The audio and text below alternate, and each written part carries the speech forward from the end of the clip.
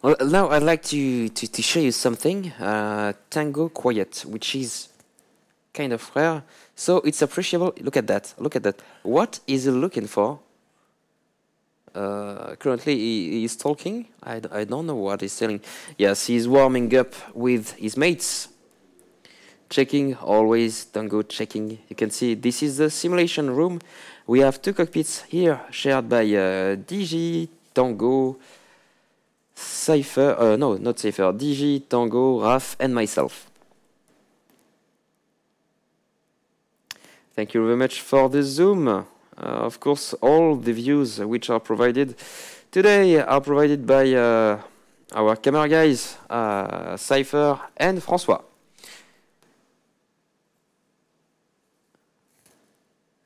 And after being spying, Tango, maybe we can show your faces, you guys in the camera once again, because it's always nice to see you and to highlight what you do daily. Our Thunderbirds are ready, so we have an interview now. Let's go.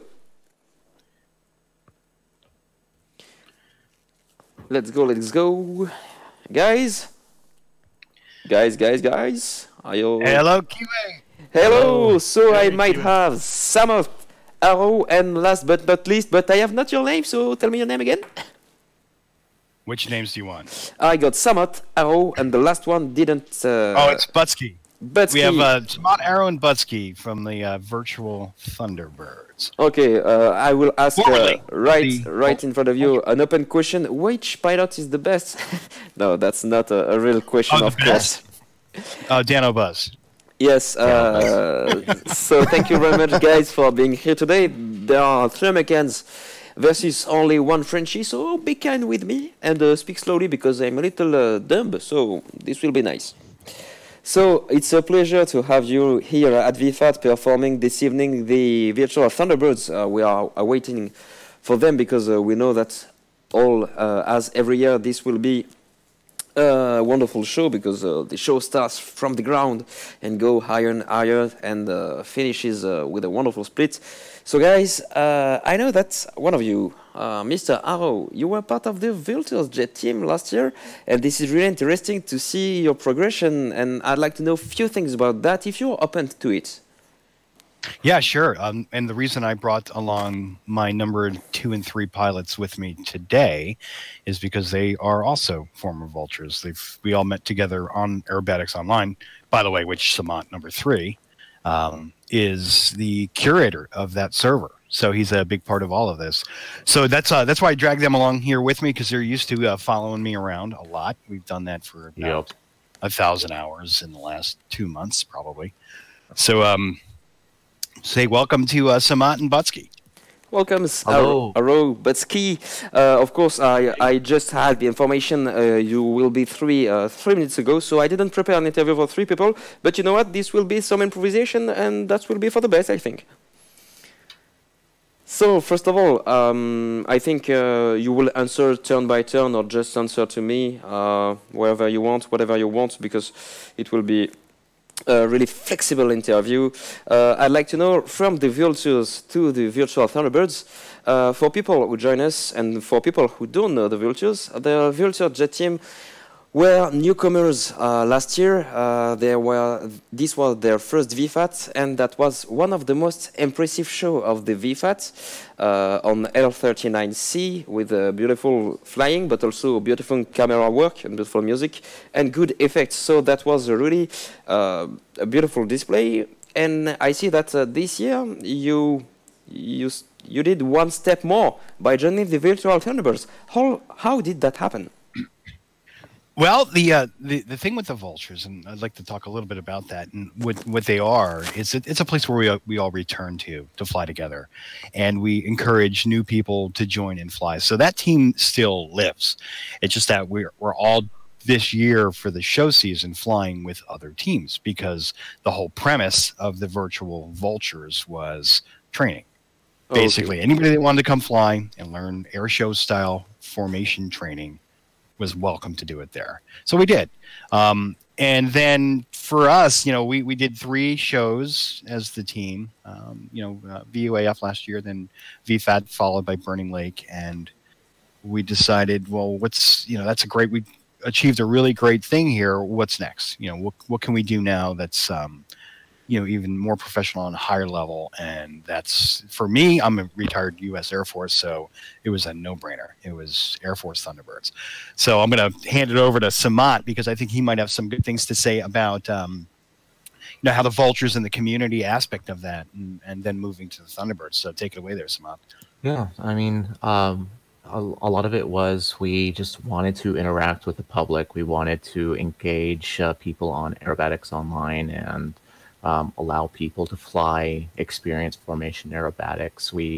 Our TeamSpeak server, the one that we use for shows and just general flying, is the AO TeamSpeak. We have the Virtual Vultures channel, and we were always there every, Monday, Wednesday, Friday for at least 2 hours a night. We'd be online and doing a demo. Either it's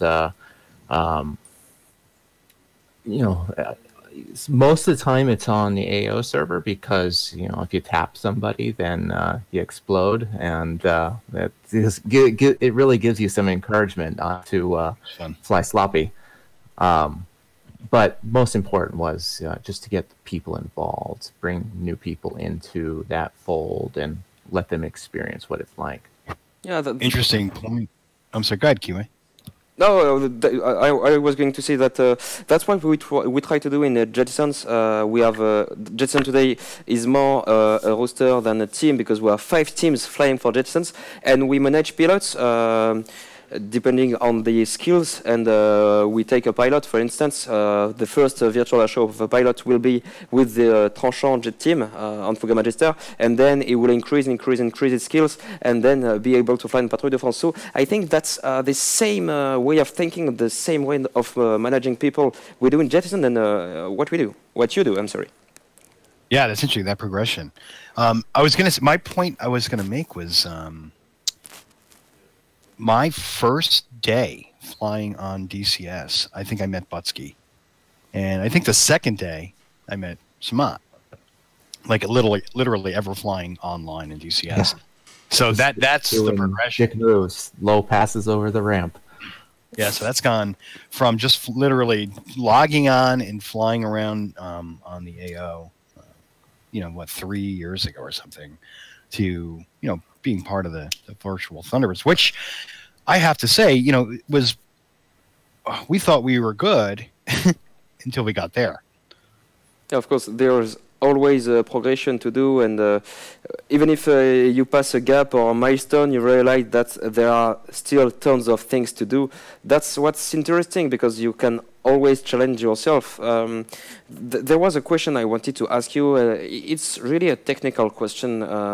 It's the comparison between the way of piloting for Vultures, so L39 formation, and flying in a 6-ship display in F-16. That's not the same speed. That's not the same way of proceed. So how did you manage to get the transition? Well, I could talk about the leading, but I'm going to hand it over to Tu to let him talk about flying the wing of the F-16 a little bit. Well, what can I say? I mean, it's absolutely nothing like the L39 in any way, shape, or form. It's more of a, you got to fly the power a lot more than flying transitions and stuff like that. I mean, I'm not really the technical guy to speak on it. Samoht would probably be better, but yeah, it's not as easy as it looks. I can tell you that. I'd have to say the F-16 is, in formation, it's the most difficult airplane that I've flown in formation as a wingman, and also as a flight lead.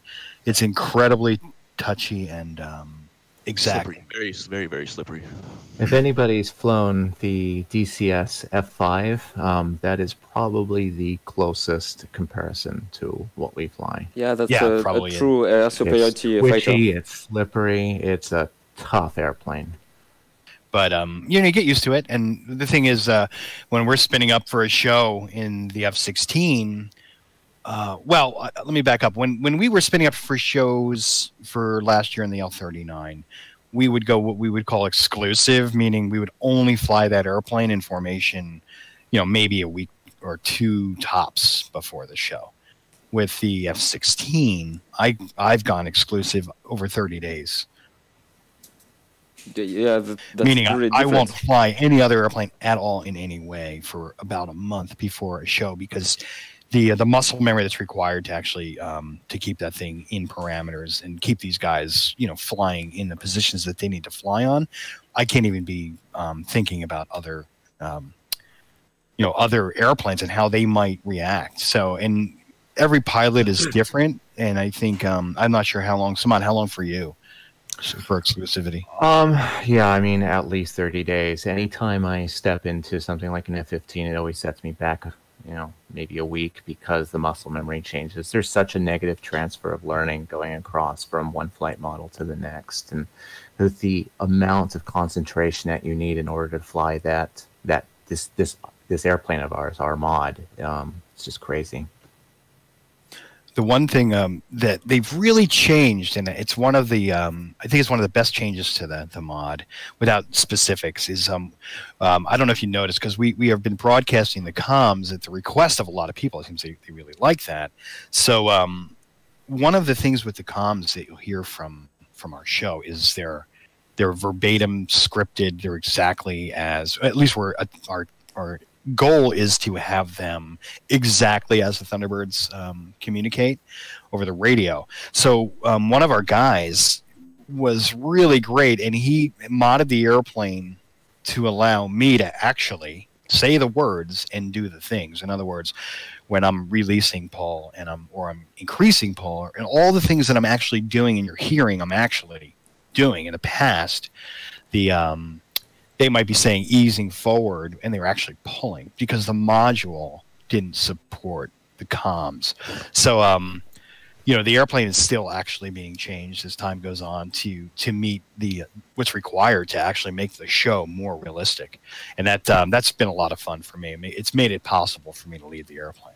Yeah, someone asked this morning on the Twitch chat what our flight model is, or what the airplane's based off of. It is not based off of anything. It is a custom, fully fledged flight model that is unique to our airplane, and it is designed to fly like the F-16. So you And managed to. I'm just like the real Thunderbirds, we have our own maintainers, and they keep our airplane up to spec, and they make sure that it continues to evolve and stays current with DCS, and it is shipshape. So you managed to have the same key points during maneuvers than the real Thunderbirds in terms of altitude and speed? There are a set of parameters that we try to meet. They're not always possible. Let's see, without getting into the numbers, they're very, very similar. The DCS environment just doesn't allow some of them. The airplane, it just won't work.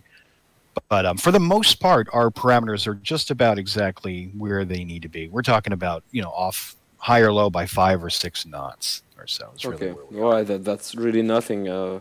That's really nothing. And there was a question I wanted to ask you also, because between the normal formation and the Thunderbirds, there is a major difference, which is the tightness of the formation. With Thunderbirds, wingmen fly at, I don't exactly know, but between 1 meter and 1.5 meters from one to another. Well, so it's a good point to bring up, because you may not realize it. And I'm glad you asked it. It's not a simple single formation. When you see that diamond flying, look at the stripes on the wings and look at the missile rails. All right, so the standard diamond formation is more or less rails aligned, where that isn't the case when we're in Delta. That's not the case when we're in pass and review. There's many different diamond formations, and I think Samoht will definitely add value, and I'm sure Buttski will as well. But one of the things that you notice is we don't really do overlap. And it's not that it's harder to get closer. It's far easier to fly closer. If you remember watching Vultures, we always flew half-wing overlap, which is a lot easier to get your head in there and get a much tighter reference point. The beauty of the Thunderbirds is the symmetry of the formation. You know, there's a separation of the airplanes, and they're holding that spacing. It's an exacting spacing, and that's one of the it's a tenet of the Air Force. You know, the exacting standards that they're trying to achieve there. So you're looking at 3 different spacing levels that the Diamond flies. Yeah, that's You've got literally inches that you can move laterally without looking off. If you get any sort of overlap, it becomes really obvious. And if you get a little wide, it becomes really obvious. So watch for it in the replay. I mean, there might be some situations where one of us might accidentally do it. But when that happens, you're very aware.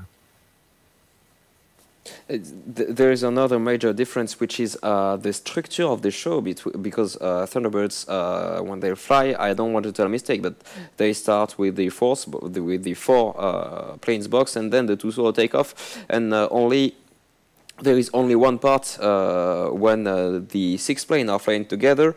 It's not exactly the same structure as a classic show, as we say in France, with what we call a ruban, which is a sequence of maneuvers. It's really different. How to say it? It's really different, and yet you have to have your key points in order to never to let a gap and an empty space on the runway. So there is a lot of precisions. How do you manage to be so synchronized with the solo group and the 4-box group? The timing of the entire show it's down to the second. We actually manage that from throughout our training, which is, you know, it's been going on for a year for me. That timing is managed so there's always an airplane in front of you. Yes, but how do you have really high speeds, so a little mistake can make you miss the runway and your timing. So how do you train that during the season, and how do you keep this timing always the same? Oh, yes. We just fly good and we don't suck. That's what we do. We fly good and don't suck. Fly good, don't suck. Yes, but it's just, it comes from repetition, and it is just a repetition in the work. And it's not something you could do by yourself. You have to work with your team members. It's, you know how this is, you know, and most people listening here have this experience when they know, you know, when they start to click with their team members. You can feel it, you know, just in the tone of their voice. You know, you're used to hearing them making a call at a certain time. You know, you just know what your speeds are, you know, your altitudes are, and your G, and all these things that are happening. And over a year of doing it, and quite literally probably 1,000 hours. I mean, how many hours have we flown together? I have no idea. That does become much tighter, where you can literally feel, okay, I'm off 5 seconds. Now, we do have a call if we're tight or stretched, and that's the call. Like, for example, if I know the solos are rolling in for a certain maneuver, and I'm not quite there yet. I'm at a position I'm going to be late. My call will be, Diamond is stretched 5 or 10 for seconds. And it does happen, or if they're early and I'm rolling in and I'm actually on time, but, you know, I know if I don't call Diamond is stretched 5 or something to that effect, the solo is going to start setting up for their next maneuver, and they're going to be early. So when we are in a maneuver, the timing that we're hitting for that maneuver is going to affect the next 3 or 4 maneuvers. It's very, very scripted and very tight, which is one of the things I love about it. If you watch this 6-ship show today, you're going to see a much higher paced show than you saw at VUAF with the 5-ship. Yeah, I think that's always interesting to have your point of view, because all teams work differently, but the basis is the same with timings and with synchronization. For instance, tomorrow I will be flying as a number 6 opposing solo for Patrouille de France by Jettisons, and exactly the same things. And I think, and I want to have your point of view on that, because the hardest thing to have is the anticipation on your mistakes when you are doing a mistake, calculating and computing how the mistake will impact the rest of the demonstration, and how the communication goes into the team in order to make some adjustments in all members for all members of the team. That's something which I think is really interesting. The probably one of the more important things is the terms that you use to communicate, and we have a very strict regimen for that. For example, and I'll ask my guys, like Samoht on mute there, if he's got a problem as a wingman, let's say something's going on with his airplane, he'll let me know he's out of the formation. But he's only going to say 1 or 2 words, and I'll know if he's out of the formation with a technical problem, a physical problem, or if he's out of the formation and he's coming back. So let's say he gets bumped out because I get high AOA in the top of a loop or something. 3's out. And 3's out. I hear that. I don't know why he's out. I have no idea what just happened. Right. So that's a bad thing, because now I'm flying his lead and I'm flying along and I hear 3's out. I don't know what just happened. Now okay. There it is.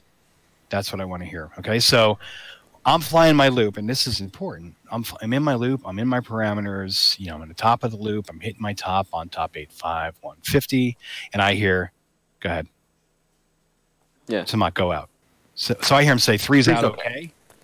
He calls 3's out okay. I just continue the maneuver because I know my wingman, he fell out for some reason, but he's got a good jet and he's coming back. So it's brevity, it's understanding a very simple communication.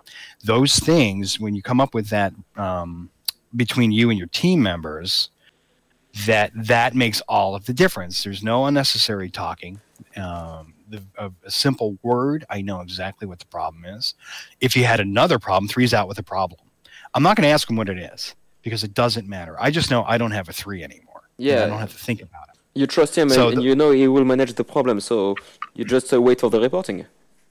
Yeah, so there's otherwise, because if you start to get into a conversation with me, about, hey, my joystick broke, I don't need to know that. And now I'm thinking about his joystick, and I've just missed my turnaround for the next thing, and now the solos are blown, you see. So those types of things, that just comes with a lot of practice, and when it gets done incorrectly in practice, it gets corrected right there, and we move forward. So, when you're talking about like, it's just over time, and there's really no substitute for, of course, the standards, but then the practice and the practice and the practice and oh my God, the practice just goes on and on and on, which is great. How many hours a week of training for the virtual Thunderbirds? Only if you have the right to say that, of course. No, we can tell you. It's I laugh every how do we time. calculate that? It's almost like I have a mixed. I don't even want to tell you because it's ridiculous. It can be. We flew in the month before VUAF over 100 hours. Holy shit! It was, well, I'd say 6 weeks before VUF was over 100 hours in formation. And, that we took a couple weeks off after VUF, but then that tempo, that ops tempo continued up into VFAT. And then we've had some setbacks. We've had the VFAT curse, of course, is striking, as it always does before VFAT. Some illnesses, some injuries, and things like that, which have slowed us down. And it's very, very difficult to get 9 or 6 guys together, 6 pilots and our support people as well. All 9 of us. Even if we talked before about timings of the display, when you have the part with the 6-ship formation, can you see a difference between the 6-ship formation timing in the beginning of the season and in the end of the season? For example, I will talk always about what I know the best, which is Jason for 10 years now. For instance, for us, we know that for the ribbon, so the sequence in 8 pilots, we can lose maybe something like 30 seconds between the beginning of the virtual airshow seasons and the end of the airshow seasons, because the leader knows that, okay, that turn, I can push a little more, I can pull a little more, I can turn a little more, I can compress my sequence in order to stay closer to the airfield. Do you do the same, or in the beginning of the season, when you have your display, you have to keep, even in the 6-ship formation, you have to keep the same timings, and even if you know that you could pull more, you don't do that. What do you do? Okay, while you were saying that, I reached over and I grabbed my binder, and I pulled up a timing sheet from one of my first times. This is from August 30th, and this is a timing sheet on, and I'm not going to give you the specifics. I'll give you a couple of them though. And what, bit more or less, here's what it would look like. It's a lead timing sheet only. and it shows what maneuver I'm doing, at what point in the maneuver I am. For example, brake release, overhead, show center, into the float, you know, like that, and the time I'm supposed to have between maneuvers. Okay, so in the first, this is my first timing sheet. The first maneuver was 0 because it was brake release. Got that one on time. But then after that, I was plus 20 seconds. Then I was plus 15 seconds. Then I was plus 43 seconds. Then the next one, I was minus 20 seconds, minus 14 seconds, plus 13 seconds. You get the idea? Yeah. Oh, here's, if I go down, this is further down. This is into things like the line brake loop, plus 24. And then the arrowhead, plus 45 seconds. I'm 45 seconds late. Okay, do you understand? So now this is a timing sheet from last night's show. And, okay, brake release, 0, did great. Overhead, -1. Trail to diamond bump, +1. Line to diamond loop, 0. Diamond roll, 0. Bon-ton roulette, +1. Okay, so the difference is, now if my 43 maneuvers that have to be accomplished throughout the show, if I'm off 10 seconds on each one, do the math. There's a big difference in the show. So now, out of all 43 maneuvers that we're doing, if they're all, and last night was 0, 0. It was just dead nuts. The show was super tight. We had a couple issues with some symmetry things that I think you're going to see in every show. But the timing, I'm really happy to say that we as a team, and it took everybody, have really done well with the timing. I'm sorry, Arrow. The Cypher was telling me something about giveaways at the same moment, but I think I just made a Cypher repeat. I'm sorry, I interrupted you. I wanted to ask you one more question, which is a bit less technical, because if we just talk technical, I think we will maybe lose some people here, because it's really specific, but always, I think, super interesting to compare the way to proceed and to train during the whole year between teams, because that's what we do the best. And we don't fly only because we want to perform virtual air shows. We also fly because we like to fly on simulators. So even training is something we like to do. If we just wanted to show something at the end of the season, that would mean that during a year you suffer with your training, and after that you got 1 hour of pleasure. This is absolutely not worth it. So that's only my point of view. So the new question I wanted to ask you was, what is the relationship between you and the real Thunderbirds existing, and what is it? The relationship with the virtual team and the real Thunderbird, there's no official relationship, and there probably really can never be one, because we're not run by the Air Force. Yes. So any official acknowledgement to the team, if we went off reservation and maybe did something bad or said bad things, we would represent them. Yes, of course. And that would be a problem. So that's always a difficult. There are communications that are private between some of the Thunderbirds, the alumni, and mostly alumni. Very rarely is it a current Thunderbird, and mostly for those reasons. So something which is interesting. Year after year, the simulation is evolving, because today's pilots are between 30 and 40 years old, and so when they were young, they knew the beginning of flight simulation. So, for instance, a lot of pilots in France now who are actual pilots and operational pilots starting with simulators. So the point of view of actual pilots into flight simulation is really evolving. For you, Arrow, I know that you were a real display pilot with the Vulture on this might be a Bertrutan Acroaz, I think, or Longaise, I don't remember. So before you did that, what was your point of view on the simulation? Before you started actual simulation? Wait, before I flew DCS, or before? Before you flew DCS, when you were an actual pilot, Yeah. What was your point of view on simulation?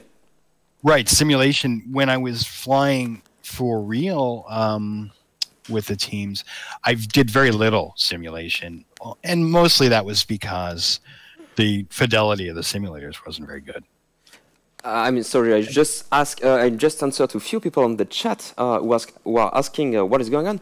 We are currently with Samoht, Arrow, and Buttski from the Virtual Thunderbirds, and of course, we are asking them some question, a little interview to know how they work, what they do in their daily life, and what they do in the rest of the year. So, of course, in the chat, if you have some questions, feel free to ask them. I will. I don't know if you have the chat under your eyes, Arrow, Buttski, and Samoht. But, No, okay. I don't see that. No. Okay, so I will. If I see some relevant questions, I will go and ask them. If it's okay for you, of course.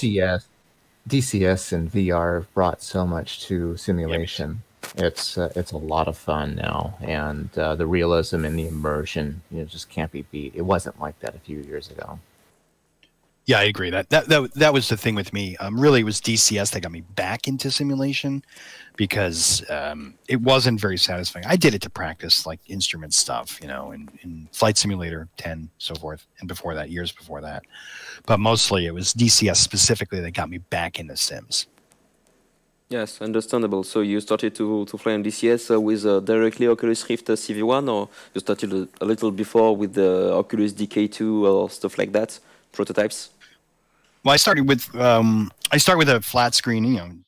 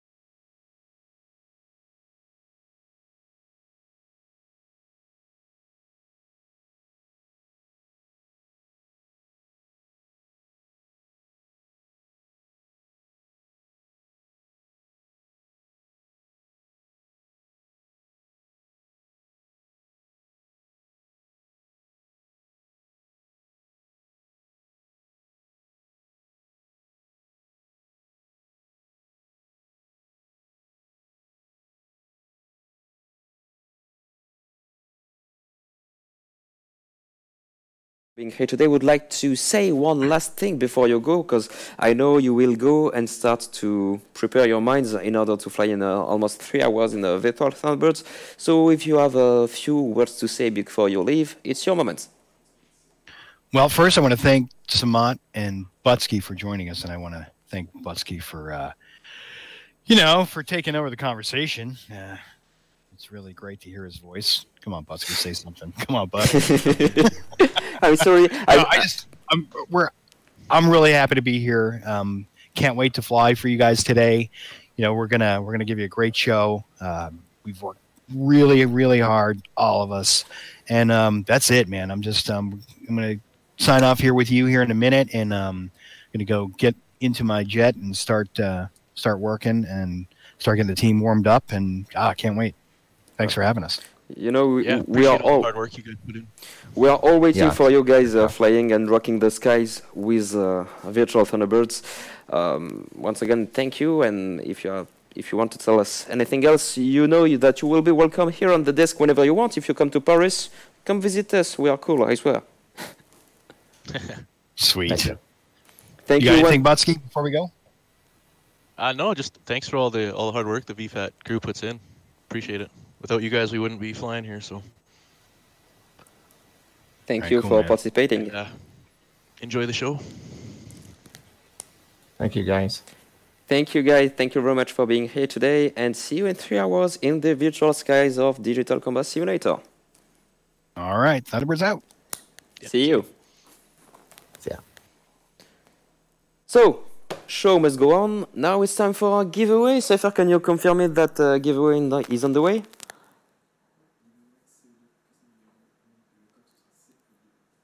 So there's another giveaway, once again for the Christian Eagle, if you want to practice some aerobatics on planes with 4 wings, which is kind of impressive.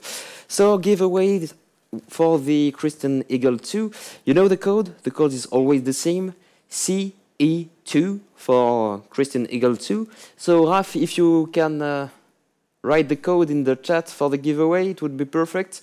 And try your luck. Now it's your time to try to win this wonderful giveaway.